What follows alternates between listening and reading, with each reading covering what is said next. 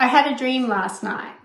I was opening boxes, many boxes, old boxes, mostly cardboard, although somehow still intact, despite their location on a barge in the salty ocean. In my dream, this is. They contained a range of official-looking identity documents of my grandfather. Many had passport photographs attached to them. Him looking young and handsome, him posing for the camera, an impossibly straight hair parting, held in place with a lot of Brill cream. Some of the documents were handwritten, stamped by a state authority that would, when push came to shove, banish him from within its borders. Some were typed on what would now be considered an old-style typewriter, the same font you would use for ransom notes. We were in southern France, 2 weeks in Arcachon, a small town near Bordeaux. As red bled over the map and into the soil, we took the train to Hendaye, where the river Bidassoa neatly carves out the border. On the opposite side of the river was the Spanish town of Irun. We had a visa, but Mother still had to bribe the French border guards with a few gold coins to let us pass. After crossing the checkpoint, we sat down in a cafe near the Irun train station, waiting for the train to take us to Portugal.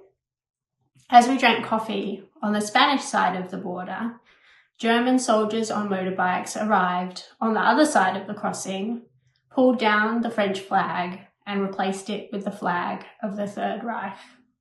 The date was 22nd of June 1940. We were free by minutes, by meters.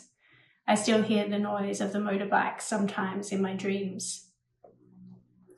In mid-2020, I was stopped at a police and army-run checkpoint and asked for identification just outside Melbourne in Australia.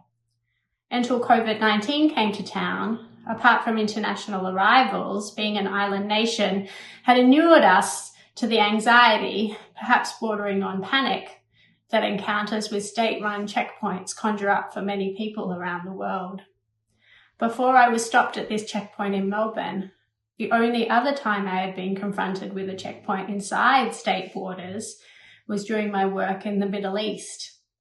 The encounter with this checkpoint in my homeland of Australia triggered me in ways I was completely unprepared for, that were both ethically and morally challenging. As my car was forced into a lane with no escape route, awaiting the verification of my identity documents by an agent of the state, I thought, this is something that happens over there to others in places where I travel to do field work and then have the privilege to leave. Checkpoints like this do not, I had felt quite sure up until then, happen here.